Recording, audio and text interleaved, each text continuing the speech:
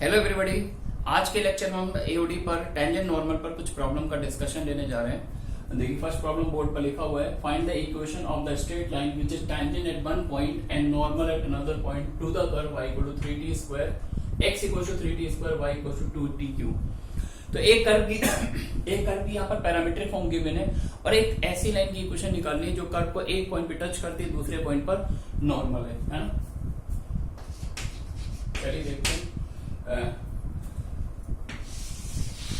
ये रफली मैंने कुछ भी बना लिया, ये जरूरी नहीं कि इसी कर्व की इक्वेशन, क्योंकि ये कर्व एक डिफरेंट कर्व होता है जिसको हम लोग बोलते हैं सेमी क्यूबिकल पैराबोला। और कर्व क्या उससे मतलब नहीं है, इक्वेशन से मतलब है।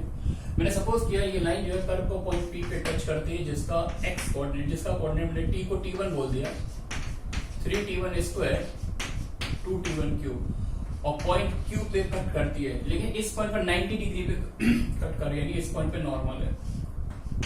P पे टेंजेंट है, Q पर नॉर्मल है, तो Q का कोऑर्डिनेट ले लिया, T को T2 बोल दिया, 3t2 स्क्वायर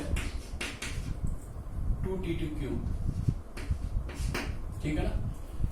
अब देखिए इस लाइन को देखिए, मेरे को इस लाइन की इक्वेशन निकालनी है, तो PQ के स्लोप को मैं कितने डिफरेंट तरह से लिख सकता हूँ। देखिए P पे टच करती है तो टेंजेंट का स्लोप आ जाएगा, Q पर नॉर्मल है, नॉर्मल का स्लोप आ जाएगा, और P और Q दो पॉइंट के कोऑर्डिनेट गिवन है, तो कोऑर्डिनेट ज्योमेट्री का फॉर्मूला लगाकर PM स्लोप निकाल सकते हैं। यानी PQ लाइन के स्लोप को मैं तीन डिफरेंट तरह से लिख सकता हूँ, P पे टेंजेंट का स्लोप, Q पे नॉर्मल का स्लोप और दो पॉइंट से जाने वाली लाइन का स्लोप। तो सबसे पहले P पे टेंजेंट का स्लोप निकालना, तो dy/dx निकाल देते हैं। dy/dx ऊपर y को x के जगह डिफरेंशिएट कर दीजिए, 3 टू द 6t स्क्वायर, नीचे x को t के रेस्पेक्ट में 6t, तो ये t आ गया। Now comparing slope of PQ,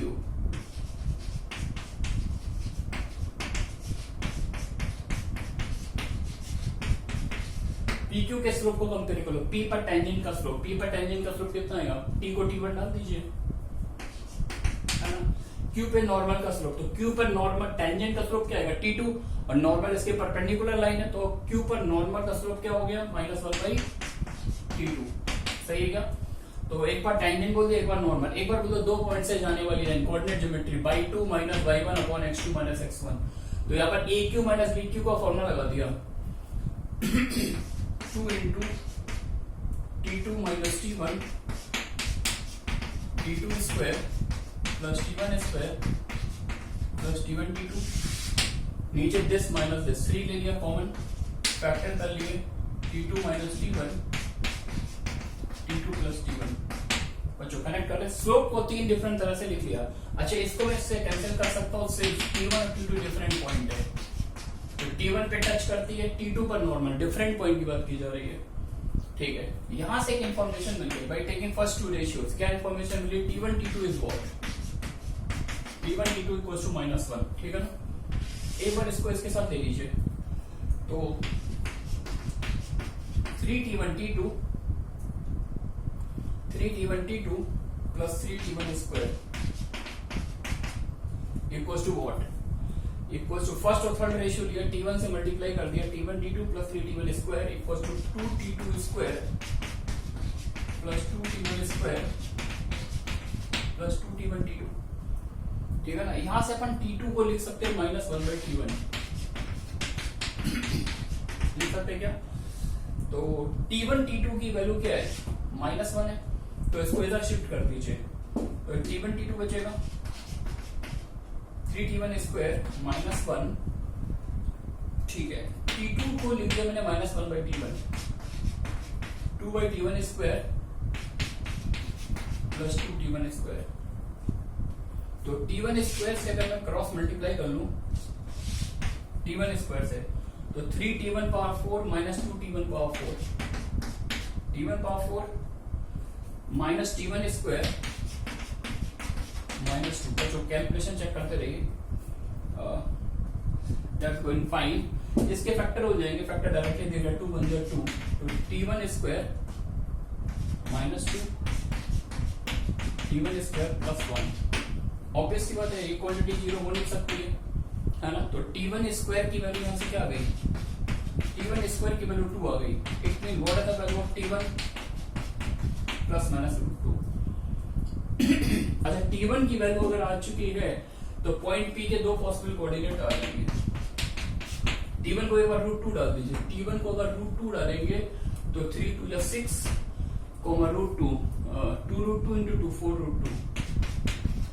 मतलब ऐसी प्रॉपर्टी दो पॉइंट में होगी, पॉइंट P को हम इतना भी ले सकते हैं और एक दूसरे पॉइंट पर भी ये प्रॉपर्टी होगी। T1 को अगर मैं -√2 ले लूं तो -√2 ले लूंगा, अगर यहाँ पर तो फर्क नहीं पड़ेगा क्योंकि ये जो कर्व आता है ये कुछ बाई एक्सिस के और सिमेट्रिक कर्व आता है, सॉरी एक्स एक्सिस के अबाउट।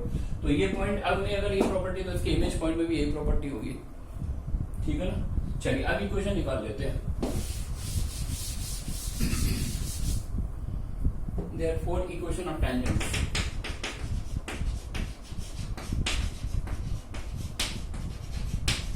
तो फर्स्ट टेंजेंट आ जाएगी अपने पास y माइनस y1। ये वाला पॉइंट भी कर लिया। स्लोप कितना था? स्लोप था T1 यानी √2 y minus y1 equals to m वाला स्लोप इस पॉइंट पर कितना है? T1 मतलब √2 इंटू x माइनस x1। कुछ इस तरह की इक्वेशन आ रही, that is √2x minus y, √2x minus y equals to 2√2। ये पहली टेंजेंट आ गई। सेकंड टेंजेंट अब के पॉइंट में ये वाला ले रहा हूं तो T1 क्या ले लूंगा? -√2। सेकंड टेंजेंट आएगी y minus y1 equal to m into x minus x1। This implies √2x plus y minus 2√2 plus 6 या एक ये टेंजेंट आई। तो इस तरह की दो टेंजेंट आएंगी जिसमें प्रॉपर्टी होल्ड करेगी, ठीक है ना। चलिए मूव करते हैं नेक्स्ट क्वेश्चन पर।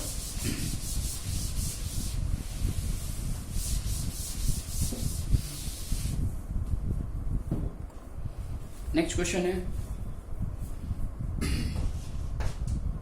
If y equal to 1 plus x square upon a cube and y equal to 4 root x have only one point in common.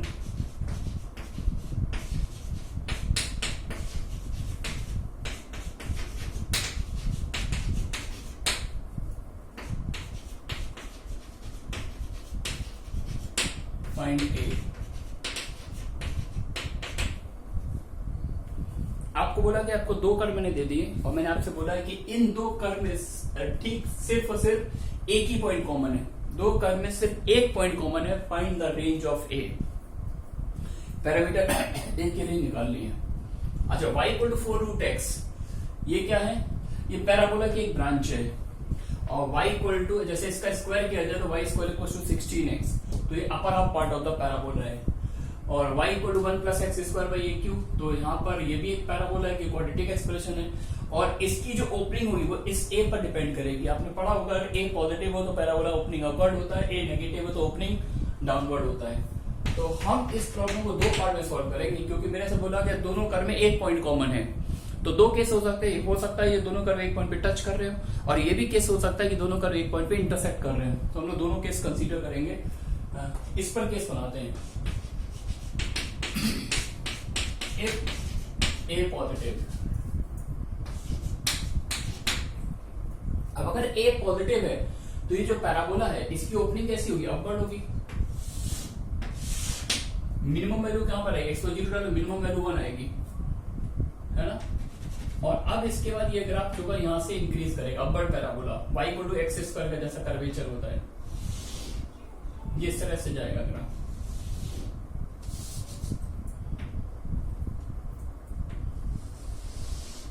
Something like that.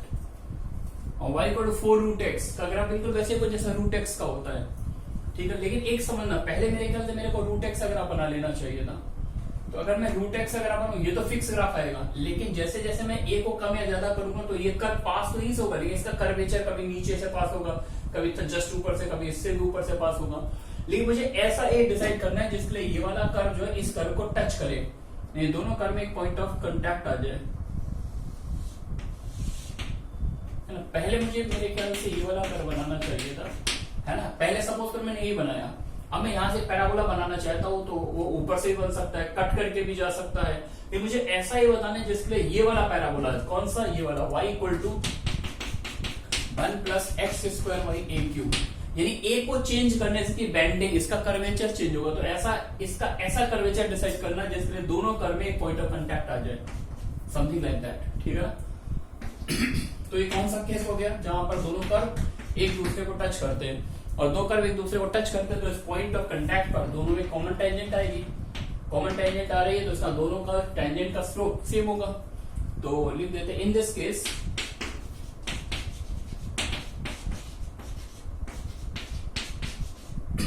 both the curve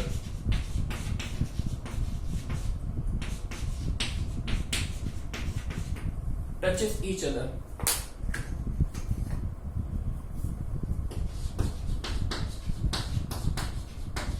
अब touch कर रहे हैं तो M L equal to tangent का slope same कर दीजिए। तो पहले कर्व को डिफरेंशिएट कर दो, तो इसको डिफरेंशिएट क्या क्या आ जाएगा, 2x अपॉन ए क्यूब। इसको डिफरेंस रूट एक्स का डेरिवेटिव बच्चों क्या होता है, 1/2 रूट एक्स। तो इससे ये कैंसिल हो गया, 2 से 2 कैंसिल कर, रूट एक्स को इधर ले जाओ तो रूट एक्स का whole cube equals to a cube. तो यहां से रूट एक्स की वैल्यू ए आ गई, root x a and what is the value of x, a square, है ना। तो ये एक्चुअली x क्या आया, मैंने स्लोप को इक्वल करके x निकाला और दोनों के स्लोप को इक्वल किया। तो एक्चुअली ये जो x आया ये पॉइंट ऑफ टेंजेंसी का x कोऑर्डिनेट आया।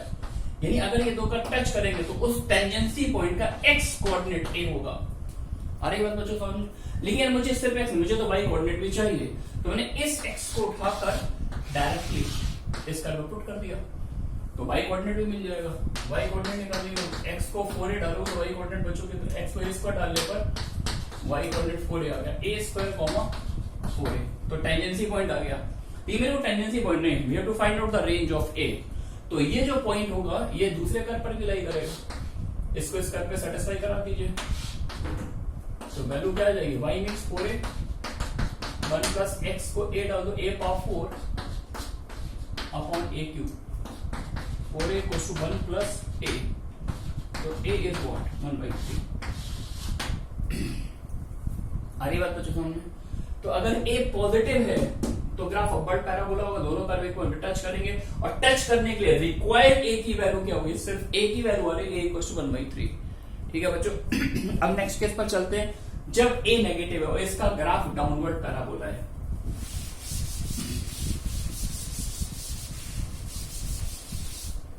Case second,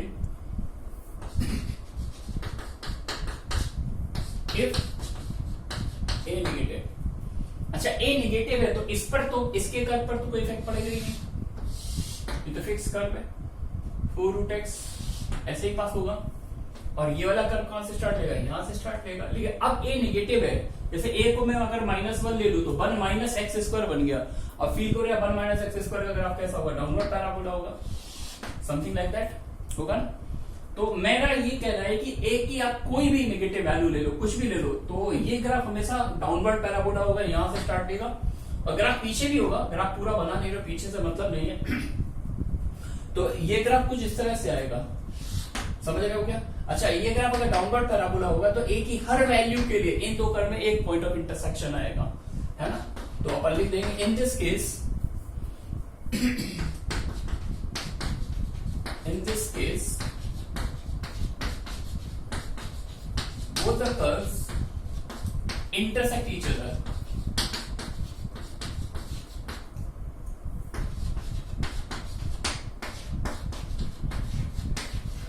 at one point। एक ही पॉइंट ऑफ इंटरसेक्शन आएगा, क्योंकि एक कर्व इंक्रीज कर रहा है, दूसरा डिक्रीज कर रहा है, तो दोबारा कोई इंटरसेक्शन मिलेगा नहीं।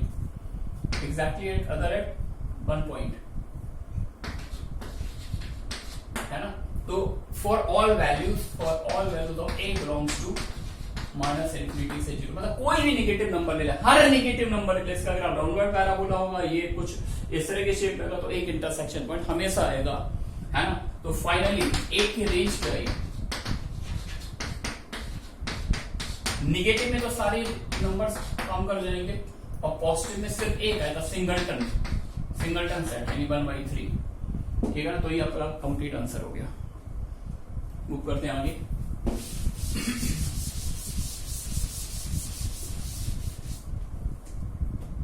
नेक्स्ट क्वेश्चन है,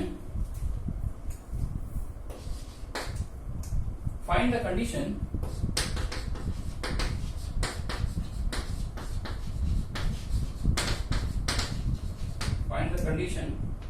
for the two concentric ellipses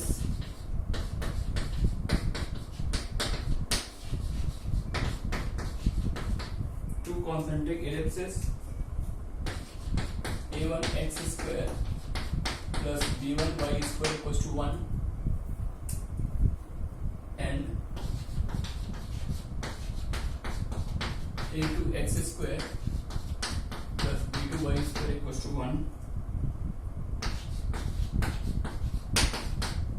to intersect orthogonally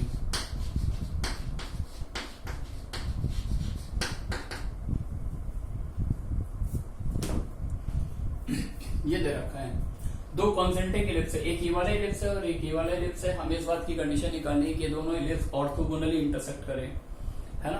तो ऑर्थोगोनल इंटरसेक्शन की कंडीशन अपन जानते हैं, क्या कंडीशन होती है, m1 * इक्वल्स टू -1।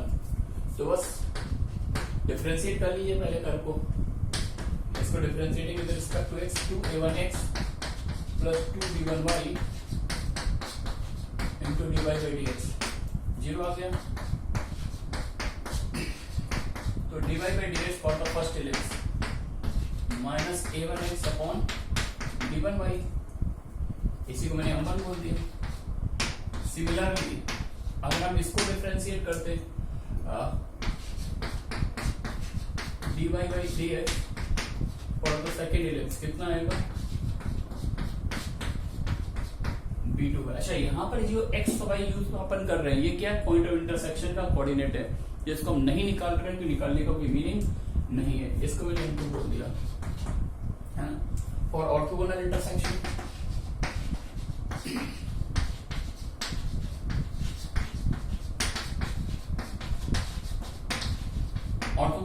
के लिए अपन क्या करते हैं, m1 * इक्वल्स टू -1, है ना। तो -a1x upon b1y -a2x upon b2y, ये प्रोडक्ट क्या होना चाहिए, -1। This will implies a1 a2 upon b1 b2 into x square upon y square equals to -1। बच्चों यहां तक आ गया यार। अब फाइंड ये कि हमें कंडीशन निकालनी। Condition means we have to develop a relation among the constant involve in the system. एक कांस्टेंट के बीच का रिलेशन निकालना है। लेकिन यहाँ पर जो x और y आ रहा है ये एक्चुअली क्या है, ये पॉइंट ऑफ इंटरसेक्शन है, ये उस पॉइंट का कोऑर्डिनेट है जहां पर ये दोनों इलिप्स इंटरसेक्ट करते हैं। तो अब अगर कंडीशन निकालनी है तो मुझे इस c को यहाँ से एलिमिनेट करना है, ठीक है ना, बिना इंटरसेक्शन पॉइंट निकाले। तो एक काम कर लेते हैं, ये दोनों का कट करते हैं दूसरे को, तो इन दोनों को सब्ट्रैक्ट कर देते हैं। इन दोनों इक्वेशन को जब हम एक साथ सॉल्व करेंगे तो यहाँ से जो भी x और y आएगा वो पॉइंट ऑफ इंटरसेक्शन का कोऑर्डिनेट होगा। तो 1 में से मैंने 2 को सब्ट्रैक्ट कर दिया, a1 - a2 into x square plus b1 - b2 into y square, ये 0 आ गई। This implies x square upon y square, x square upon y square आ जाएगा minus of b1 - b2 upon a1 - a2। सही है बच्चों। और इस इंफॉर्मेशन को आप यहाँ पर अप्लाई कर दीजिए। Then what we will get from here, a1 a2 upon b1 b2 into b1 - b2 upon a1 - 2, minus subtract कर दिया, मतलब माइनस हटा दिया यहाँ से, इधर भी माइनस आएगा उधर भी माइनस आएगा। Then what we can write from here, इसका b1 b2 में डिवाइड दे दीजिए, b1 - b2 upon b1 b2 a1 - a2 upon a1 a2। देख रहे हैं बच्चों। अब सेपरेट कर लो यार, b1 b2 का जब आप डिवाइड देंगे तो 1 upon b2 minus 1 upon b1 equal to 1 upon a2 minus 1 upon. Check कर लीजिए, and this is the required condition. और to intersect two ellipse orthogonally, ठीक है ना। तो आज के लेक्चर में बस यहीं तक रखते हैं। अब अगले लेक्चर में हम लोग टेंजेंट के लेंथ, टेंजेंट, नॉर्मल, सब नॉर्मल वगैरह सारा पढ़ेंगे और रेट मेजर भी स्टार्ट करेंगे। Thanks for watching.